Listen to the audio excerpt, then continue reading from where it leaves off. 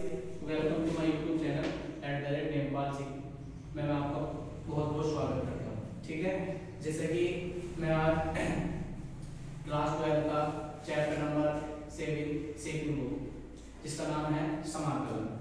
Board की दृष्टि से देखा जाए तो बहुत महत्वपूर्ण है और इसमें से बहुत लॉन्ग क्वेश्चन आते हैं। अक्सर लॉन्ग क्वेश्चन इसी में आते हैं। ठीक है, तो मैं आज आपका ये चैप्टर स्टार्ट कर रहा हूँ। ठीक है, पहले मैं तुम्हें इसके बारे में कुछ बेसिक जानकारी दूंगा, इसके फॉर्मूले जैसा कि शुरू में इसमें हालांकि होता क्या है।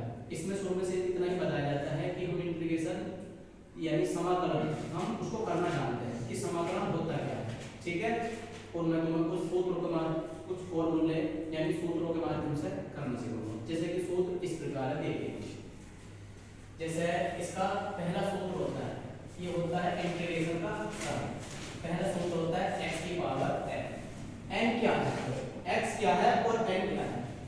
तो n तो एक पूर्णांक संख्या कुछ भी हो सकती है और ये चर संख्या है x की जगह कुछ भी हो सकता है और एक पूर्णांक संख्या जानते हो इंटीजर्स नंबर, जैसे 1 2 3 4 5 डैश अनंत होती है।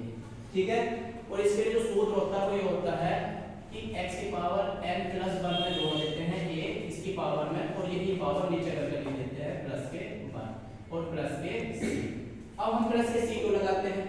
इसमें प्लस के c लगाने का मतलब से कितने होता है, क्योंकि ये कांस्टेंट राशि होती है c, और जब हम ये समाकलन करते हैं तो ये समाकलन जो होता है हमारा अनिश्चित समाकलन होता है, इसलिए हम इसमें प्लस के कांस्टेंट राशि c लगा के चलते हैं। ऐसा कुछ नहीं है कि हम प्लस के c ही लगा सकते हैं, इसमें अपनी मर्जी से कोई सी भी राशि कांस्टेंट c की जगह कुछ भी लगा सकते हैं। ठीक है, तो ये हम मान लीजिए ये मैंने तुम्हें फॉर्मूला बताया, इस प्रकार का कोई क्वेश्चन आ जाता है। जैसे मैं क्वेश्चन लिख दूं ये कि इंटीग्रेशन x और dx, ये क्वेश्चन आ जाए।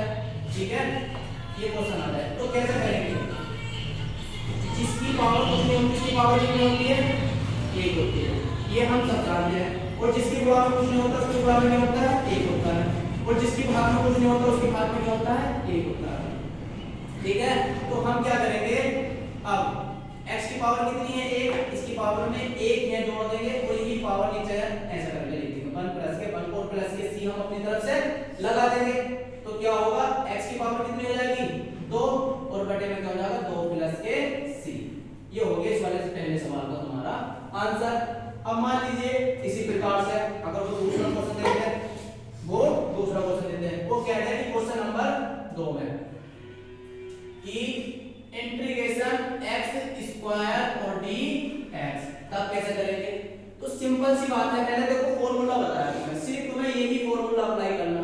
ठीक है, ये फॉर्मूला अप्लाई कैसे होगा, ये पहले x की पावर 2 ऐसी कैसे हम लिखेंगे, इसमें क्या करेंगे, एक पावर हम खुद से ऐड करेंगे। ये जो पावर हमने खुद से ऐड करी इसे ही उठा के हम नीचे लिख देंगे 2 प्लस के 1 और कांस्टेंट राशि c हम अपनी तरफ से लगा देंगे। तो हो जाएगा x की पावर 3 बटे में 3 और प्लस के c आंसर।